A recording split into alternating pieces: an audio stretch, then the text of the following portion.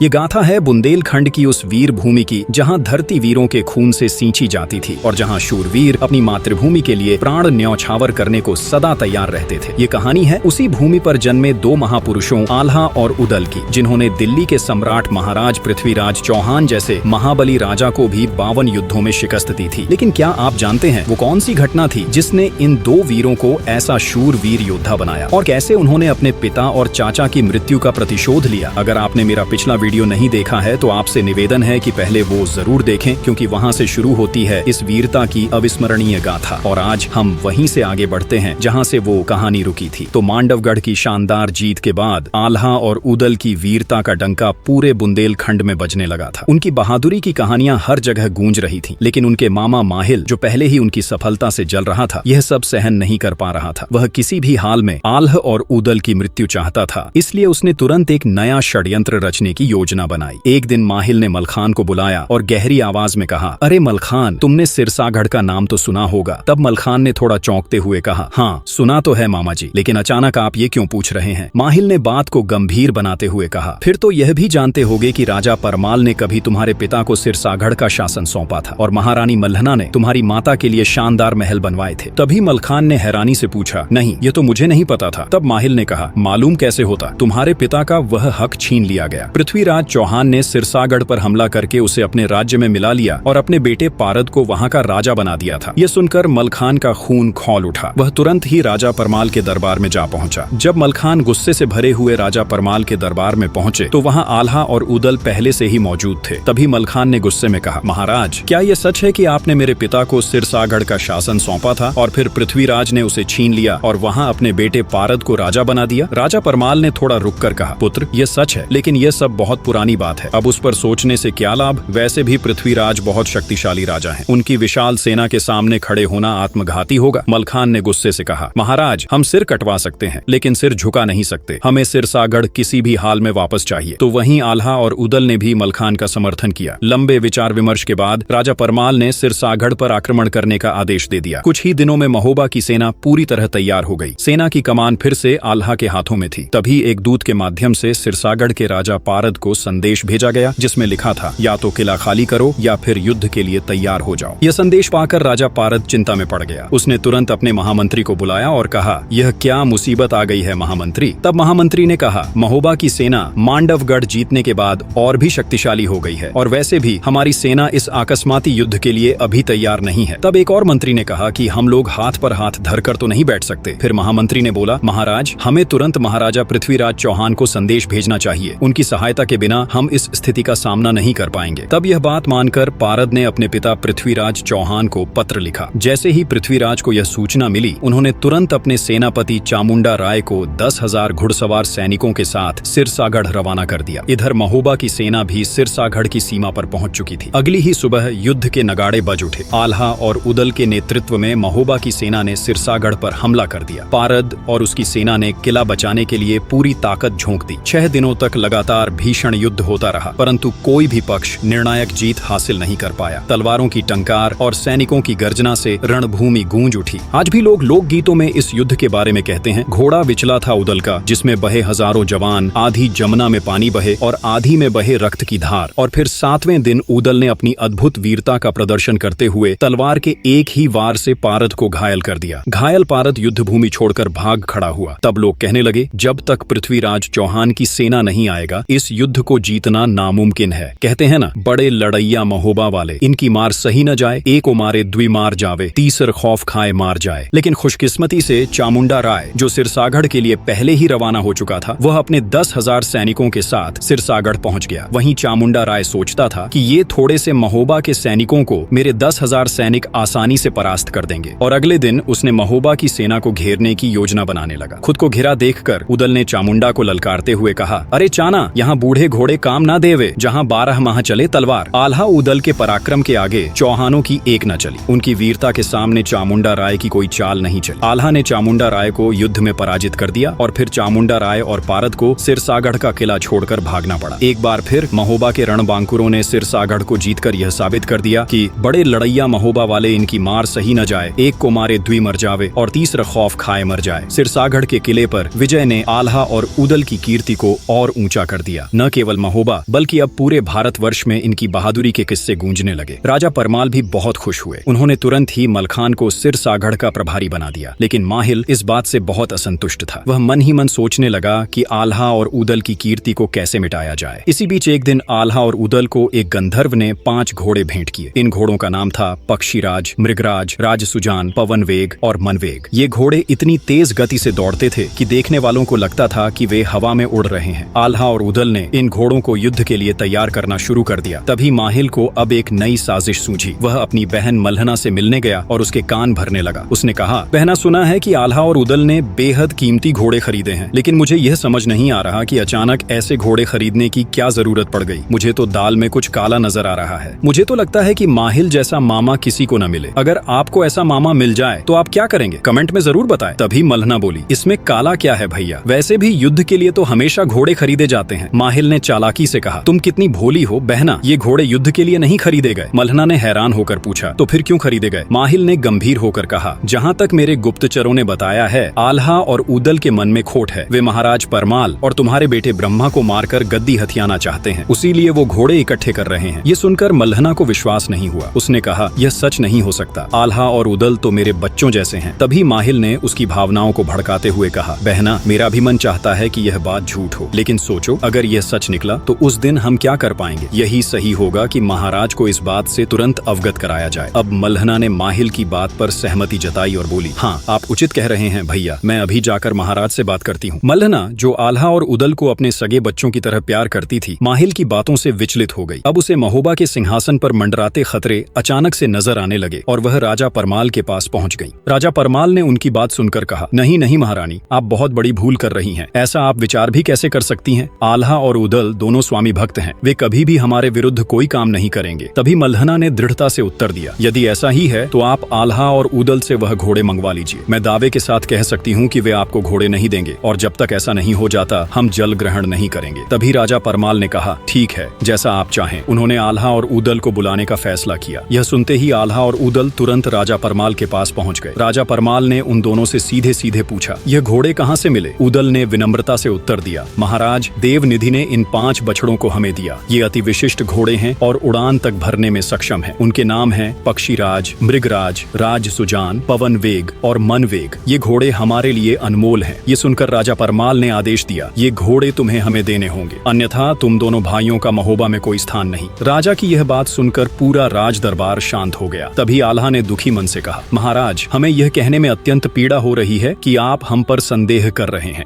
ये घोड़े युद्ध के लिए नहीं खरीदे गए। हमें नहीं पता कि आपको अचानक यह शक कैसे हुआ, लेकिन इस संदेह के माहौल में हमारा दम घुटता है। कृपया हमें आज्ञा दें। फिर वह राज दरबार से निकलकर सीधे अपनी माँ देवलदे के पास पहुंचे और बोले, माँ, जिन्हें हमने हमेशा पिता समान समझा, उन्हीं को आज हम पर विश्वास नहीं रहा। जिस राज्य के लिए हमारे पिता और काका ने अपने प्राणों की आहुति दी, वही राज्य आज हमसे स्वामी भक्ति का प्रमाण मांग रहा है। अब हमारा यहाँ एक पल भी ठहरना मृत्यु समान है। तभी माता देवलदे ने शांतिपूर्वक कहा, पुत्र, जब समय संबंधों से अधिक प्रबल हो जाए तो समय के बताए रास्ते पर चलना ही उचित होता है, लेकिन संबंधों को एक अवसर अवश्य मिलना चाहिए। एक बार और अंतिम बार महाराज से जाकर मिल लो, हो सकता है उनका मन बदल जाए। तब यह बात मानकर आल्हा माता देवलदे से आशीर्वाद लेकर फिर से राजा परमाल के पास पहुंच गए और वहां जाकर उन्होंने अपनी माता की बातों को दोहराया। तब राजमहल में पूरे दरबार के सामने ही राजा परमाल ने कहा, यदि तुम राज्य में रहोगे तो गोमांस खाओगे, अगर पानी पियोगे तो गाय का रक्त पियोगे, और यदि किसी स्त्री के साथ सोओगे तो बहन के साथ सोओगे। राजा परमाल की यह बात सुनकर आल्हा का क्रोध उमड़ पड़ा। उन्होंने तुरंत दरबार छोड़ दिया। उदल ने भी अपनी पगड़ी उतारकर फेंक दी और कहा, अब हमारा यहाँ कोई स्थान नहीं। उस रात घनघोर बारिश हो रही थी। भादों की आधी रात में आल्हा और उदल अपनी माँ देवलदे को साथ लेकर महोबा नगरी को छोड़कर किसी अज्ञात स्थान की ओर निकल पड़े। पूरा महोबा नगर यह दृश्य देखकर शोक में डूब गया। यह एक अत्यंत दुखद और करुण समय था। लोग दुखी होकर गाने लगे, सावर चूरियां नागर छोड़े, ना बनिजर बनईजे जाए, और टप बूंदे पद कपड़न पर, दया ना काहू ठौ दिखाए, आल्हा चलिबे उदल चलिबे, जैसे राम लखन चली जाए, और राजा के डर कोई ना बोले, नैना टपिक टपिक रहे जाए। नगरवासी अपने आंसुओं को रोक नहीं सके। उनकी आंखों से आंसू बहने लगे, मानो फिर से राम वनवास को जा रहे हों। नगर निवासी आंसू ढरे, फिर से राम चले वनवास। राजा के भय को देखकर नगरवासी डबडबाई आंखों से खामोश खड़े रहे। यह दृश्य अत्यंत करुण और हृदय विदारक था। इसी बीच आल्हा उदल की दुर्दशा की खबर कन्नौज के राजा जयचंद तक पहुंच गई। उन्होंने तुरंत अपने दूत को आल्हा उदल के पास भेजा। दूत ने आल्हा और उद्दल के पास जाकर कहा, प्रणाम महाबली। आल्हा, मैं कन्नौज के राजा जयचंद का दूत हूँ। महाराज ने आपके लिए एक संदेश भेजा है। फिर दूत ने संदेश पढ़कर सुनाया, प्रिय आल्हा और उद्दल, सबसे पहले आपकी माता देवलदे को मेरा प्रणाम। मुझे पता चला है कि आप अपना राज्य त्याग चुके हैं। ऐसी अवस्था में मैं चाहता हूँ कि आप मेरे राज्य में आकर रहें। जब तक आपका मन करे हमारे यहाँ अतिथि बनकर रहें, और यदि कन्नौज का माहौल आपको अनुकूल लगे तो मेरा विनम्र निवेदन है कि आप हमारी सेना की बागडोर संभालें और कन्नौज का मान बढ़ाएं। ये सुनकर आल्हा और उद्दल ने राजा जयचंद का निमंत्रण स्वीकार कर लिया और कन्नौज की ओर चल पड़े। कन्नौज में पहुंचने पर राजा जयचंद ने उनका राजकीय सम्मान के साथ स्वागत किया। उन्होंने आल्हा उद्दल को राजमहल में ठहराया। कुछ दिनों बाद आल्हा और उद्दल ने कन्नौज की सेना को सशक्त बनाने का काम शुरू कर दिया।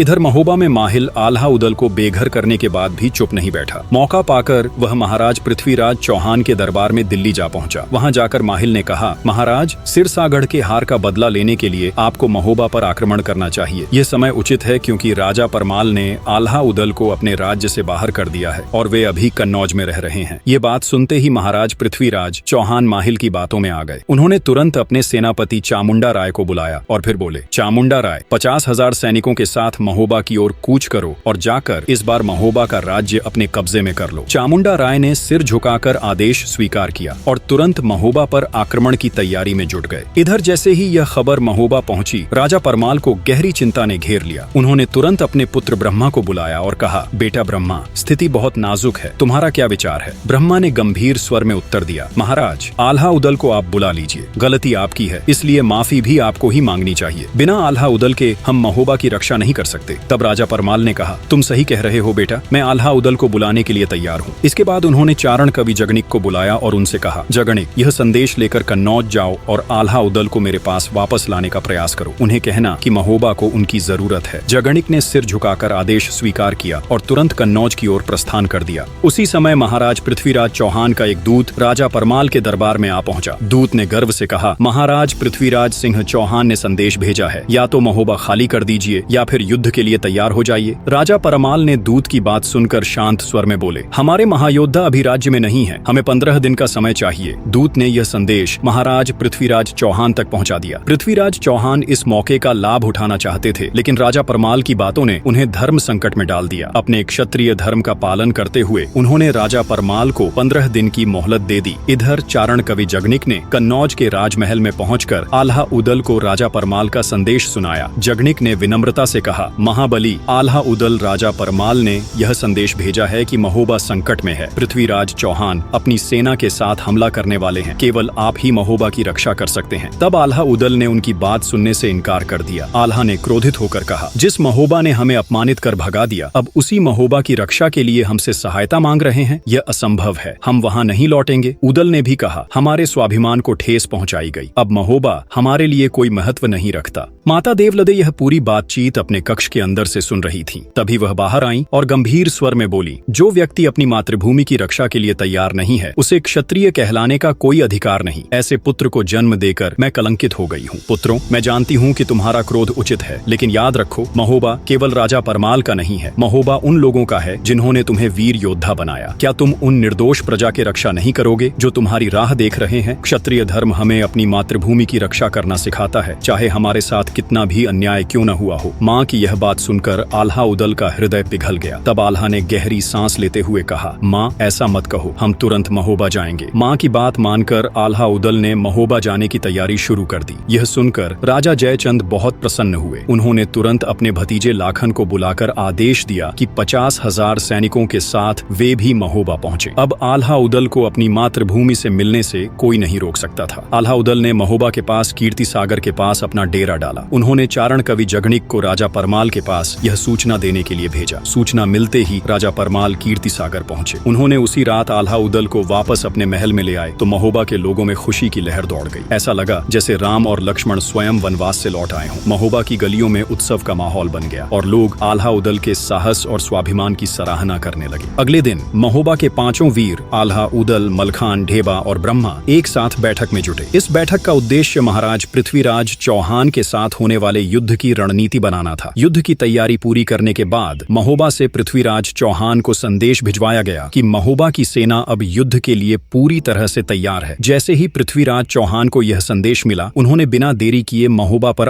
आक्रमण का आदेश दे दिया। जब पृथ्वीराज के सेनापति चामुंडा राय अपनी विशाल सेना लेकर युद्ध स्थल पर पहुंचे तो उनकी निगाहें महोबा की सेना के वीर सेनापति आल्हा पर पड़ी। यह देखकर चामुंडा राय का चेहरा पल भर के लिए फीका पड़ गया। उन्हें सिरसागढ़ के युद्ध की याद आ गई, जहां आल्हा उदल ने अपनी वीरता का परिचय दिया था। परंतु युद्ध तो किसी भी स्थिति में होना ही था। दोनों सेनाएं आमने सामने आ गईं। युद्ध के नगाड़े बज उठे और युद्ध भूमि में तलवारों की चमक से सूरज भी शर्मा गया। वीर योद्धाओं ने अपनी अपनी ताकत और साहस का प्रदर्शन शुरू कर दिया। से उदल की भिड़ंत हुई। बालमेल राय का सामना मलखान से हुआ। युवराज ब्रह्मा का सामना पर्त से हुआ। लाखन ने कन्ह को रोका और ढेबा ने पुंडीर का सामना किया। तभी उदल ने कैमास को अपनी तलवार के प्रहार से गंभीर रूप से घायल कर दिया। घायल कैमास युद्ध भूमि से भाग खड़ा हुआ। महोबा के सैनिकों के जोश और उत्साह ने आकाश तक जय घोष कर दिया। दावे बेदला उदल आवे, लहर आवे बैगनी पाग, मोचन मोचन घोड़ा नाचे, उदल कहे पुकार पुकार। इसके बाद उदल ने अपनी सेना को संबोधित करते हुए ललकारा, नौकर चाकर कोई नहीं है, तुम सब मेरे भाई हो। हमारी जन्मभूमि संकट में है, सब भाई मिलकर इसे बचाओ। उदल की इस गर्जना ने महोबा की सेना में जोश भर दिया और वे दुश्मनों पर बाघ की तरह टूट पड़े। दुश्मन सेना के पैर उखड़ने लगे। इसी बीच पृथ्वीराज के सेनापति चामुंडा राय ने आल्हा को ललकारते हुए कहा, आल्हा, सैनिकों को कटवाने से क्या लाभ, आओ मुझसे मल्ल युद्ध करो और इस युद्ध का निर्णय कर लो। तब आल्हा ने गर्व से उत्तर दिया, यदि तुम्हारी यही इच्छा है तो मुझे कोई आपत्ति नहीं, हो जाए दो दो हाथ। इसके बाद आल्हा ने गर्व से कहा, पंख फैलाए मोर बहुत देखे हैं, घनघोर बादलों का शोर बहुत देखे हैं, समुंदर से कहना कि बरसात के नाले का गर्जन सीख ले, हमने बारिश के ये शोर भी बहुत देखे हैं। ये सुनकर दोनों सेनाओं ने अपने अपने हथियार रख दिए। युद्ध रोक दिया गया और दोनों योद्धाओं के बीच मल्ल युद्ध शुरू हुआ। 3 घंटे तक आल्हा और चामुंडा राय के बीच जोरदार कुश्ती चलती रही। आखिरकार आल्हा ने अपनी ताकत से चामुंडा राय को एक जोरदार मुक्का दे मारा। इससे चामुंडा राय दूर जाकर गिरे। तभी आल्हा उनकी छाती पर कूद कर बैठ गए। तब चामुंडा राय ने हार मान ली। इसके बाद महोबा के वीर एक के बाद एक दुश्मन सेना के नायकों को परास्त करते गए। मलखान, उदल, ब्रह्मा और लाखन ने अपनी तलवारों से दुश्मनों का साहस तोड़ दिया। आखिरकार पृथ्वीराज चौहान को करारी शिकस्त मिली। यह हार इतनी गहरी थी कि पृथ्वीराज इसे जीवन भर भुला नहीं सके। लेकिन क्षत्रिय जीवन में या तो युद्ध होता है या मुसीबत। युद्ध जीतने के बाद जब आल्हा उदल अपने महल पहुंचे तो उनके सामने एक नई समस्या खड़ी थी। एक दिन उदल अपने भाई आल्हा से मिलने पहुंचे। उदल बोले, भैया, मेरी इच्छा है कि इस बार गंगा दशहरा के अवसर पर बिठूर जाकर गंगा स्नान करूं। आल्हा ने चिंतित होकर कहा, देखो उदल, बिठूर में उन राजाओं के खेमे भी होंगे जिनसे हमारी शत्रुता है, वहां जाना उचित नहीं होगा। लेकिन अगर तुम जाना चाहते हो तो सावधानी जरूर रखना। उदल ने मुस्कुराते हुए उत्तर दिया, भैया, आपकी बात मैं हमेशा याद रखूंगा। इसके बाद उदल ने गंगा दशहरा के अवसर पर बिठूर जाकर गंगा स्नान करने की तैयारी शुरू कर दी। उन्हें तैयारी करते देख आल्हा का बेटा इंदल उनके पास आया और बोला, अरे काका श्री, आप कहाँ जाने की तैयारी कर रहे हैं? तब उदल बोले, बेटा, मैं गंगा दशहरे के अवसर पर बिठूर में गंगा स्नान करने जा रहा हूँ। इंदल उत्साहित होकर बोला, तो फिर तो मैं भी चलूंगा आपके साथ, बड़ा आनंद आएगा। इस पर उदल मुस्कुराते हुए बोले, तुम जा तो सकते हो, परंतु पहले अपनी माँ से अनुमति ले लो। अगर वह अनुमति दे दे तो ही तुम मेरे साथ चल सकते हो। इंदल अनुमति लेने के लिए अपनी माँ से मिला और जिद करके माँ सोनादे को मना लिया। अब चाचा भतीजा बिठूर की ओर कूच कर गए। उदल ने नदी किनारे रेत पर एक सुंदर जगह चुनकर अपना डेरा जमाया और तंबू शामियाना गाड़ दिया। गंगा दशहरे के पावन अवसर पर दोनों चाचा भतीजे ने शांति से स्नान किया। स्नान खत्म कर खेमे की ओर लौटने लगे कि तभी इंदल ने कहा, काका श्री, आपकी आज्ञा हो तो क्या मैं थोड़ा मेले में घूम आऊं? उदल बोले, हाँ हाँ बिल्कुल घूम आओ, हमारा मुख्य काम तो हो गया है, लेकिन तुम ज्यादा दूर मत जाना। इसके बाद उदल खेमे में लौट आए और अपनी कुलदेवी मेहर भवानी की पूजा करने लगे। इधर इंदल मेले में घूमने लगा। तभी बल्ख बुखारे की राजकुमारी चित्ररेखा ने इंदल को देख लिया। वह इंदल के सुंदर रूप पर मुग्ध हो गई और उसने तुरंत अपनी दासी को इंदल को बुलाने के लिए भेजा। दासी इंदल के पास पहुंची और बोली, युवराज, हमारी राजकुमारी चित्ररेखा ने आपको बुलाया है, कृपया हमारे साथ चलें। इंदल दासी के साथ राजकुमारी चित्ररेखा से मिलने गए। चित्ररेखा ने इंदल को देखा और बोली, आपका स्वागत है, पहले तो मेरा प्रणाम स्वीकार करें। इंदल ने सिर झुकाकर उत्तर दिया, राजकुमारी को मेरा प्रणाम, मैं महोबा के राजा परमाल के सेनापति महाबली आल्हा का पुत्र हूँ इंदल। चित्ररेखा मुस्कुराते हुए बोली, यह तो बड़ी ही खुशी की बात है, या फिर यूं कहिए कि संयोग की बात है कि आप महाबली आल्हा के सुपुत्र हैं। हमने आपको खेमे के सामने से जाते हुए देखा था, बस फिर क्या था, हम आप पर मुग्ध हो गए। इंदल ने शालीनता से कहा, जी मुझे खुशी है कि आपको मैं अच्छा लगा। तब चित्ररेखा ने कहा, ऐसे में यदि यह राजकुमारी आपसे स्वयंवर रचाना चाहे तो कोई गलत बात तो नहीं? इंदल ने गंभीर स्वर में उत्तर दिया, यह आप कैसी बातें कर रही हैं? स्वयंवर रचाना मेरे लिए संभव नहीं है, क्षमा करें, मैं चलता हूँ। चित्ररेखा की लाख कोशिशों के बावजूद इंदल स्वयंवर रचाने के लिए राजी नहीं हुआ। तब चित्ररेखा ने सिपाहियों को बुलवाया और इंदल को कैद कर लिया। साथ ही उसने सिपाहियों को आदेश दिया कि इस बात की गोपनीयता बरकरार रहे। मेरे माता पिता को भी इस बात की खबर करना हो। अगर किसी ने भी मुंह खोला तो उसका परिणाम अच्छा नहीं होगा। इधर उदल अपने खेमे में इंदल का इंतजार कर रहे थे। उदल को जब पता चला कि इंदल लापता है तो वे विचलित हो गए। उन्होंने पूरा मेला छान मारा, लेकिन इंदल का कहीं कुछ पता नहीं चला। बदकिस्मती से उस मेले में माहिल ने भी अपना खेमा जमाया हुआ था। माहिल को इंदल के लापता होने की खबर मिल गई। यह सुनते ही माहिल एक पल भी मेले में नहीं रुका और सीधा महोबा में आल्हा के पास पहुंच गया। माहिल ने आते ही आल्हा से कहा, देखो आल्हा, उदल को कोई संतान नहीं है, इसीलिए वह सोचता है कि तुम्हारे हिस्से की सारी संपत्ति हड़प ले, और वह इस नीच सोच की वजह से इंदल से जलता है। इसी वजह से वह इंदल को बहला फुसलाकर बिठूर ले गया, जहां उसने इंदल की हत्या कर दी। वो तुम्हारा सगा भाई तो हो सकता है, पर अफसोस लोभ कभी अपना पराया नहीं देखता। आल्हा यह सुनते ही बौखला गए। आल्हा, जो उदल को अपने बेटे से भी ज्यादा प्यार करते थे, पर इस झूठी बात से अंदर तक झकझोर दिए गए। माहिल की चालाकी और इंदल के अचानक गायब होने ने उनके मन में संदेह उत्पन्न कर दिए कि तभी माहिल की इस साजिश से अनजान उदल सीधे अपने भाई के पास आ पहुंचे। उनके चेहरे पर चिंता और थकान साफ झलक रही थी। उन्होंने जल्दी से कहा, भैया अनर्थ हो गया है। बिठूर के मेले में इंदल कहीं खो गया है। मैंने पूरा मेला छान मारा, पर उसका कोई पता नहीं चला। मुझे क्षमा कर दे। लेकिन उदल की बात पूरी होने से पहले ही आल्हा का गुस्सा फूट पड़ा। उन्होंने उदल की बात को बीच में ही काटते हुए गरजते हुए कहा, चुप रह नीच। मेरे बेटे की हत्या करने के बाद अब मेरे सामने झूठी कहानियां लेकर आया है। तू वीर नहीं, हत्यारा है। तूने मेरे इंदल को मारकर अपनी नीचता साबित कर दी। यह कहकर आल्हा ने अपने भाई को पीटने लगे। उदल के लिए आल्हा सिर्फ उनके भाई नहीं थे, बल्कि पिता समान थे। इसलिए आल्हा के हर प्रहार को उदल चुपचाप सहते गए। उनकी आंखों में दर्द और बेबसी साफ झलक रही थी, लेकिन उन्होंने एक भी शब्द नहीं कहा। तब आल्हा गुस्से में बोले, तूने मेरा सबसे बड़ा सहारा छीन लिया। तुझे माफ करना मेरे लिए सबसे बड़ा पाप होगा। उदल ने धीरे से टूटे हुए स्वर में कहा, भैया मैं निर्दोष हूँ, चाहे मुझे मार डालो, लेकिन मैं कभी आपको चोट पहुँचाने के बारे में सोच भी नहीं सकता। इंदल को मैंने नहीं मारा। यह सब देखकर सोनादे अपने आप को रोक नहीं सकी। उन्होंने आगे बढ़कर आल्हा का हाथ पकड़ लिया और गिड़गिड़ाते हुए बोली, स्वामी स्वामी रुक जाइए, आप ऐसा पाप मत करें। आपके छोटे भाई ने क्या क्या नहीं किया है आपके लिए। वह आपके लिए अपनी जान देने को तैयार है। रुक जाइए स्वामी, ऐसा अनर्थ मत करें। आल्हा ने सोनादे की बात को अनसुना करते हुए गुस्से में कहा, यह मेरा भाई नहीं है, यह मेरे बेटे का हत्यारा है। तभी कोड़े की मार से बुरी तरह घायल उदल ने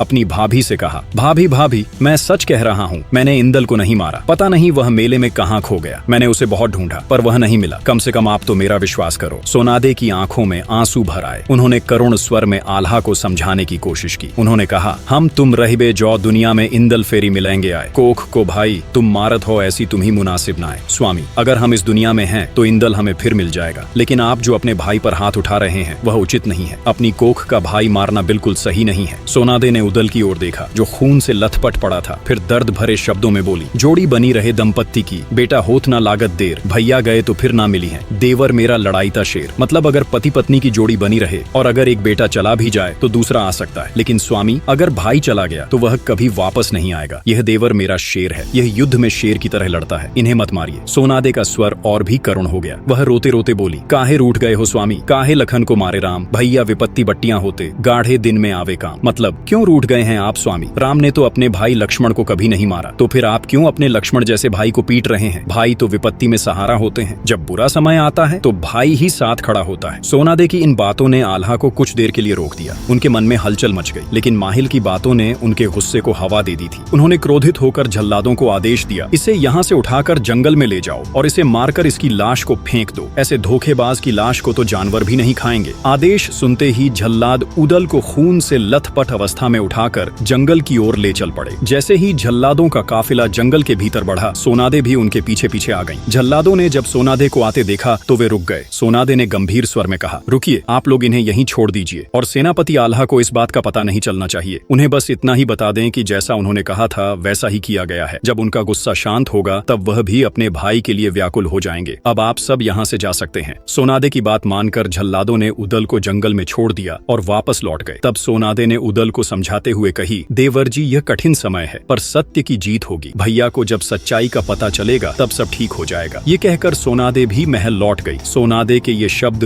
उदल के लिए आशा की किरण की तरह थे, लेकिन घायल उदल जंगल में अकेले भटकने लगे। उनके मन में सवालों का सैलाब उमड़ रहा था कि आखिर यह सब मेरे साथ क्यों हो रहा है? मेरा अपना ही परिवार मुझ पर क्यों अविश्वास कर रहा है? जंगल में भटकते भटकते उदल को अचानक याद आया कि उनकी ससुराल नरवरगढ़ ज्यादा दूर नहीं है। उन्होंने वहां जाने का निश्चय किया। उदल ने जैसे तैसे खुद को संभाला और नरवरगढ़ पहुंच गए। तब वहां उदल अपने साले युवराज मकरंद राय से मिले। उदल की हालत देखकर मकरंद चिंतित हो गए और बोले, जीजाश्री यह क्या हाल बना लिया है आपने? क्या हुआ हुआ है आपको? कृपया मुझे पूरी बात बताइए। उदल ने थके हुए स्वर में कहा, मुझे नहीं मालूम कैसे, पर यह सच है कि बिठूर के मेले में इंदल कहीं खो गया है। मैंने उसे हर जगह ढूंढा, लेकिन वह कहीं नहीं मिला और भैया ने मुझ पर ही उसकी हत्या का झूठा आरोप लगा दिया और उन्होंने मुझे जंगल में मरने के लिए छोड़ दिया। यह सुनकर मकरंद गंभीर हो गए और बोले, ऐसा होना तो संभव नहीं लगता। इंदल इतना बच्चा भी नहीं है कि मेले में खो जाए। मुझे पूरा विश्वास है कि किसी ने उसे अगवा किया होगा। आप चिंता न करें, मैं कुछ करता हूँ। अब उदल गुप्त रूप से राजमहल में रहने लगे। मकरंद ने इंदल को ढूंढने के लिए अपने गुप्तचरों को चारों ओर भेज दिया। कुछ दिन बाद एक गुप्तचर आकर मकरंद से मिला और कहा, राजकुमार की जय हो। यह सूचना मिली है कि बल्क बुखारे की राजकुमारी चित्रलेखा ने इंदल को बंदी बनाकर रखा है और यह जानकारी बिल्कुल सटीक है क्योंकि राजकुमारी की दासी ने इस बात की पुष्टि की है। मकरंद ने यह सुनकर उत्साह से कहा, बहुत अच्छे, बहुत खूब। अब समय आ गया है कि बल्क बुखारे की ओर कूच किया जाए। ये बात मकरंद ने उदल को बताई और उन्होंने अपनी सेना को तैयार कर बल्क बुखारे पर हमला बोल दिया। यह खबर मिलते ही बल्क बुखारे के राजा चिंतित हो गए। उन्होंने तुरंत अपना दूत मकरंद के पास भेजा और कहलवाया, राजकुमार, महाराज जानना चाहते हैं कि युद्ध का कारण क्या है। कृपया बताएं ताकि इस समस्या का हल निकाला जा सके। मकरंद ने कहा, उनसे कहो कि उनकी बेटी राजकुमारी चित्रलेखा ने महोबा के राजा परमाल के सेनापति वीर आल्हा के पुत्र को बंदी बना रखा है। अगर वह इंदल को लौटा देंगे तो हम युद्ध नहीं करेंगे। यह बात सुनकर बल्क बुखारे के राजा ने मकरंद और उदल को अपने दरबार में आमंत्रित किया। जब दोनों पहुंचे तो राजा ने उनकी बहुत आवभगत की। सोने चांदी के थालों में भव्य स्वागत किया गया, पर उदल के चेहरे पर गुस्से की लहर साफ झलक रही थी। मकरंद ने गंभीर स्वर में कहा, क्षमा करें महाराज, लेकिन यह युद्ध करना अनिवार्य था। आपके राज्य में हमारे राजकुमार को बंदी बनाकर रखा गया। उदल ने भी अपनी मुष्टि भींचते हुए गरज कर कहा, आपको शायद अंदाजा नहीं है कि इस घटना ने महोबा के पूरे राज परिवार को किस कदर झकझोर दिया है। मेरे भाई ने मुझे कातिल समझकर जंगल में मरने के लिए छोड़ दिया। इस अपमान और पीड़ा का हिसाब कौन देगा? बल्क बुखारे के राजा हाथ जोड़ते हुए बोले, महाबली उदल और राजकुमार मकरंद, हमें इस घटना के बारे में कुछ भी पता नहीं था। यदि ऐसा कुछ हुआ है तो हम इसके लिए क्षमा प्रार्थी हैं। फिर राजा ने तुरंत राजकुमारी चित्रलेखा को बुलवाया। जैसे ही चित्रलेखा दरबार में आई, राजा ने गुस्से में उसे डांटते हुए कहा, यह क्या कर डाला है तुमने? राजकुमार इंदल को बंदी क्यों बनाया? क्या तुम्हें इसका परिणाम समझ में नहीं आता है? चित्रलेखा ने सिर झुकाकर कहा, पिताजी, हमसे बहुत बड़ी भूल हो गई। हमने ऐसा इसलिए किया क्योंकि हम इंदल से अत्यधिक प्रेम करते हैं। तभी सभा में राजकुमार इंदल को लाया गया। जैसे ही इंदल दरबार में आया, चित्रलेखा ने उसे देखते हुए कहा,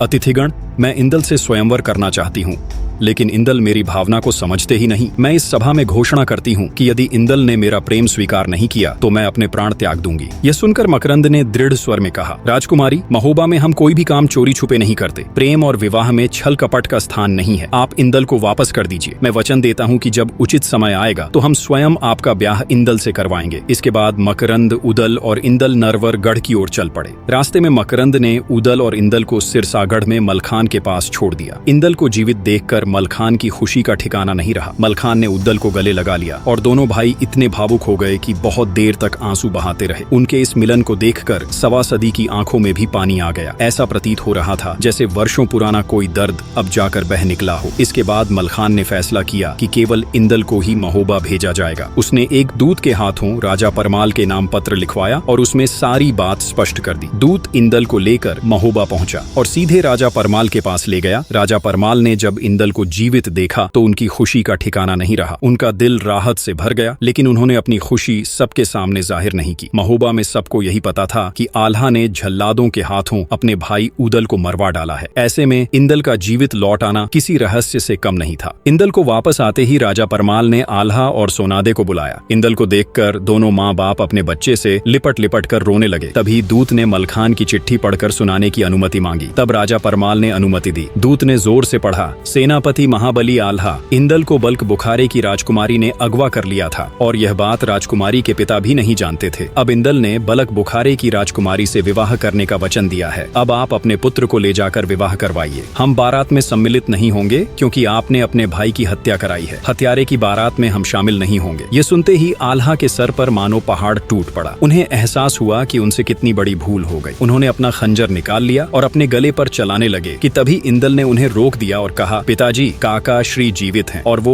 मलखान काका श्री के पास सकुशल हैं। यह बात सुनते ही सब लोग एकदम चौंक गए। खुशी का ठिकाना न रहा। आल्हा उसी वक्त सिरसागढ़ की ओर रवाना हो गए। सिरसागढ़ के किले में पहुंचते ही आल्हा सीधे अपने भाई उदल के गले से लिपट गए और रोते हुए बोले, भाई मुझ जैसे मनुष्य को तो क्षमा का कोई अधिकार ही नहीं, किंतु आज मैं तुमसे क्षमा नहीं अपनी करनी का दंड मांगना चाहता हूँ। मुझे दंड दो, मुझे दंड दो। तब उदल भी रोते हुए बोले, ये आप क्या कह रहे हैं भैया, आप बड़े भाई हैं, न मैं आपको क्षमा दे सकता हूँ और न ही मैं आपको दंड दे सकता हूँ। मैं तो केवल आपसे यही मांग सकता हूँ कि एक बार फिर मुझे अपने चरणों में जगह दे दीजिए। फिर दोनों भाई एक दूसरे से लिपटे रहे। कहते हैं कि उस दिन भाइयों के इस प्रेम को देखकर स्वर्ग के देवताओं ने भी फूल बरसाए। अब एक बार फिर महोबा में खुशी की लहर छा गई थी। लेकिन कहते हैं ना कि सुख क्षणिक होता है। कुछ समय बीतने के बाद महाराज पृथ्वीराज ने कन्नौज के राजा जयचंद की बेटी संयोगिता का हरण करके उससे शादी कर ली थी। तभी से राजा जयचंद पृथ्वीराज के दुश्मन बन चुके थे और राजा परमाल तो पृथ्वीराज के दुश्मन थे ही। जैसा कि प्रचलित है, शत्रु का शत्रु दोस्त होता है। अपनी बेटी के साथ जो हुआ उसका बदला लेने के लिए राजा जयचंद ने पृथ्वीराज की बेटी बेला से राजा परमाल के बेटे राजकुमार ब्रह्मा का बलपूर्वक विवाह करवा दिया। तब हालात और बिगड़ गए। यह विवाह तो संपन्न हो गया था, लेकिन पृथ्वीराज चौहान की सेना तुरंत वहां आ धमकी और बेला को दिल्ली लेकर चली गई। इस प्रकार वधू का विवाह तो हुआ, पर वह ससुराल तक नहीं पहुंच सकी। इस अपमान और अन्याय का जवाब देने के लिए आल्हा उदल ने महोबा दरबार में यह संकल्प लिया कि वे दिल्ली पर चढ़ाई करेंगे और रानी बेला को सम्मान पूर्वक महोबा वापस लाएंगे। इस निर्णय के बाद एक संदेश पृथ्वीराज चौहान को भेजा गया। तब पृथ्वीराज चौहान ने युद्ध की चुनौती स्वीकार करते हुए सेनापति चामुंडा राय को सेना के नेतृत्व की जिम्मेदारी सौंप दी। अब एक बार फिर रणभूमि सज चुकी थी। महोबा और दिल्ली की विशाल सेनाएं आमने सामने थीं। देखते ही देखते भयंकर युद्ध छिड़ गया। तलवारों की टंकार, घोड़ों की टाप, हाथियों की चिंगाड़ और नगाड़ों की गूंज से पूरा मैदान रणक्षेत्र बन गया। कहते हैं कि इस युद्ध का दृश्य इतना भयानक और विशाल था कि इतिहास में इसकी तुलना सिर्फ महाभारत के कुरुक्षेत्र युद्ध से की जाती है। तभी युद्ध के बीच लड़ते लड़ते उदल पृथ्वीराज चौहान के सामने आ गए। दोनों वीरों के बीच घमासान युद्ध हुआ, जिसमें पृथ्वीराज गंभीर रूप से घायल हो गए। पृथ्वीराज को बचाने के लिए चामुंडा राय और दिल्ली के अन्य योद्धाओं ने मिलकर एक साथ कई दिशाओं से उदल पर हमला बोल दिया। इतने सारे योद्धाओं का प्रहार भी उदल के अदम्य साहस को झुका नहीं सका। उदल उस दिन अपने शवा पर थे। उनकी वीरता का वर्णन आज भी बुंदेलखंड के लोक गीतों में किया जाता है। घोड़ा विचला था उदल का, जिसमें बहे हजारों जवान, आधी जमुना में पानी बहे, आधी में बहे रक्त की धार, एको मारे दुई मर जावे और तीसर खौफ खाए मर जाए, मरे के नीचे जिंदा लुक गौ, ऊपर लोथ लई लटकाए। उदल पर मानो आज भैरवी सवार थी। उनकी तलवार दुश्मनों के लिए काल बन चुकी थी। हर प्रहार के साथ दिल्ली की सेना के हौसले चूर हो रहे थे। लेकिन उदल का यह रण केवल जीतने के लिए नहीं था। ऐसा प्रतीत हो रहा था मानो आज वे अपने प्राणों का बलिदान देने के लिए ही युद्ध भूमि में आए हों। उदल लगातार एक के बाद एक चामुंडा राय और उसके सैनिकों पर प्रहार करते जा रहे थे। उनकी वीरता से चामुंडा राय घबरा गया। उसने बदहवास होकर अपने हाथ का भाला उठाया और पूरी शक्ति के साथ उदल की ओर फेंक दिया। वह भाला सीधा उदल के सीने को चीरता हुआ भूमि में जा धंसा। उदल वहीं गिर पड़े और वीरगति को प्राप्त हो गए। उनके गिरते ही रणभूमि में एक पल को सन्नाटा छा गया। उदल की हालत देखकर ब्रह्मा भौंचक के रह गए। इस मौके का फायदा उठाते हुए चामुंडा राय ने ब्रह्मा पर तलवार से वार कर दिया। ब्रह्मा ने घायल अवस्था में भी साहस नहीं छोड़ा। वे अंत समय तक लड़ते रहे और मरने से पहले दिल्ली के कई वीर योद्धाओं को धराशायी कर दिया। लेकिन अंततः ब्रह्मा भी वीरगति को प्राप्त हुए। उस दिन रणभूमि में उदल और ब्रह्मा के बलिदान ने इतिहास में ऐसी अमिट छाप छोड़ी जिसे पीढ़ियां आज भी याद करती हैं। इसके बाद आल्हा ने चामुंडा राय पर आक्रमण करने के लिए प्रस्थान किया। रणभूमि में आल्हा की तलवार से दिल्ली की सेना के कई योद्धा मारे गए। एक के बाद एक दुश्मन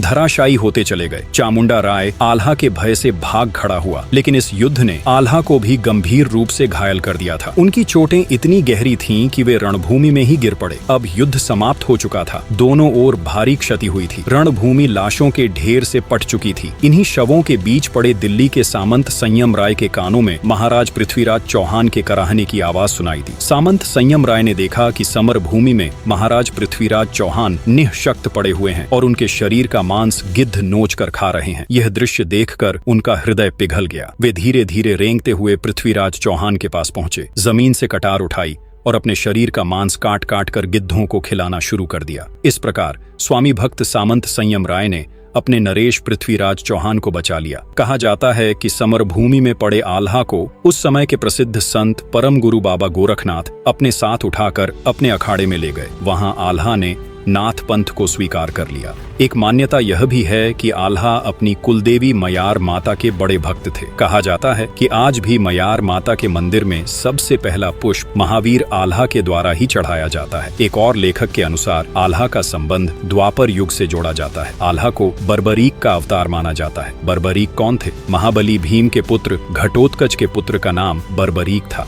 जब महाभारत का युद्ध शुरू होने वाला था, तब भगवान श्री कृष्ण ने पांडव पक्ष के सभी योद्धाओं को बुलाकर पूछे कि इस भीषण युद्ध को कौन सा योद्धा अपने पौरुष की दम पर कितनी जल्दी समाप्त कर सकता है। किसी ने कहा 5 दिन, किसी ने कहा 10 दिन, तो किसी ने कहा 1 दिन। लेकिन जब घटोत्कच पुत्र बर्बरीक को बुलाया गया तो बर्बरीक ने निडर होकर कहा, मैं केवल 3 बाण से संपूर्ण युद्ध को समाप्त कर सकता हूँ। भगवान श्री कृष्ण ने आश्चर्यचकित होकर पूछा, अच्छा, इस युद्ध में तुम किसकी ओर से लड़ोगे? बर्बरीक ने विनम्रता से उत्तर दिया, मेरी माँ का आदेश है कि जो पक्ष कमजोर हो मैं उसकी तरफ से अपनी शक्ति का प्रदर्शन करूंगा। यह सुनकर भगवान श्री कृष्ण मुस्कुराए और बोले, तुम हमें यह बताओ कि तुम केवल 3 बाण से संपूर्ण युद्ध का समापन कैसे कर सकते हो? बर्बरीक ने अपनी धनुष की प्रत्यंचा पर सिंदूर लगाया और एक वृक्ष की ओर इंगित करते हुए कहा, मैं इस प्रत्यंचा को छोड़ता हूँ और इस सिंदूर की एक एक बूंद वृक्ष के हर पत्ते पर पहुंच जाएगी, चाहे पत्ते कहीं भी छुपे हों। तभी भगवान श्री कृष्ण ने उसकी परीक्षा लेने की ठानी। उन्होंने वृक्ष के एक पत्ते को चुपचाप अपने पैर के नीचे दबा लिया। जैसे ही बर्बरीक ने अपनी प्रत्यंचा छोड़ी, बाण वृक्ष के प्रत्येक पत्ते पर निशान छोड़ता गया। जब श्री कृष्ण ने अपने पैर के नीचे दबे पत्ते को देखा तो वह भी चिन्हित था। यह देखकर भगवान श्री कृष्ण का चेहरा गंभीर हो गया। उन्होंने तुरंत सुदर्शन चक्र उठाया और बर्बरीक का सिर धड़ से अलग कर दिया। घटोत्कच अपने पुत्र की इस अवस्था को देखकर क्रोधित हो उठे। उनके क्रोध को शांत करते हुए भगवान श्री कृष्ण ने शांत स्वर में कहा, बर्बरीक की माँ ने इसे आदेश दिया था कि यह युद्ध में अशक्त पक्ष की तरफ से लड़ेगा। यदि यह तुम्हारी ओर से लड़ता तो दुर्योधन का पक्ष अशक्त हो जाता, फिर यह दुर्योधन की तरफ चला जाता तो पांडव अशक्त हो जाते। इस प्रकार यह युद्ध कभी समाप्त नहीं हो पाता। इसी कारण मैंने इसे युद्ध में शामिल होने का अवसर नहीं दिया। श्री कृष्ण ने आगे कहा, बर्बरीक, तुम्हारी बराबरी का कोई योद्धा इस युग में नहीं है, लेकिन तुम्हें एक युग तक प्रतीक्षा करनी होगी। कलयुग में तुम्हें तुम्हारे बराबरी के योद्धा मिलेंगे। कहा जाता है कि बर्बरीक का अगला जन्म आल्हा के रूप में हुआ। आल्हा और उदल की जोड़ी वीरता और भक्ति की मिसाल बनी। लेकिन जब उदल वीर गति को प्राप्त हुए तो आल्हा के मन में गहरा वैराग्य उत्पन्न हो गया। उन्होंने अपनी तलवार रख दी और सांसारिक जीवन से विरक्त होकर संन्यास ले लिया। आल्हा मां शारदा के चरणों में समर्पित हो गए और उनकी भक्ति में लीन हो गए। लोग आज भी मानते हैं कि मां शारदा के मंदिर में सबसे पहला पुष्प आल्हा ही अर्पित करते हैं। तो यही थी आल्हा और उदल की अमर वीर गाथा। अगर आपने यहाँ तक इस वीडियो को देखा है तो इसका मतलब आप भी हमारे इतिहास के इन महान योद्धाओं की तरह सच्चे प्रेरणा स्रोत की तलाश में हैं। अब बारी आपकी है। कमेंट करके हमें बताइए कि अगली बार आप किस वीर योद्धा की कहानी सुनना चाहते हैं। हमें आपके कमेंट का प्रतीक्षा रहेगा। और हाँ, अगर आप ये जानना चाहते हैं कि आल्हा और उदल ने अपने पिता और चाचा की मृत्यु का बदला कैसे लिया, तो स्क्रीन पर यहाँ क्लिक करके जरूर देखें। वीडियो देखने के लिए आपका तहे दिल से धन्यवाद।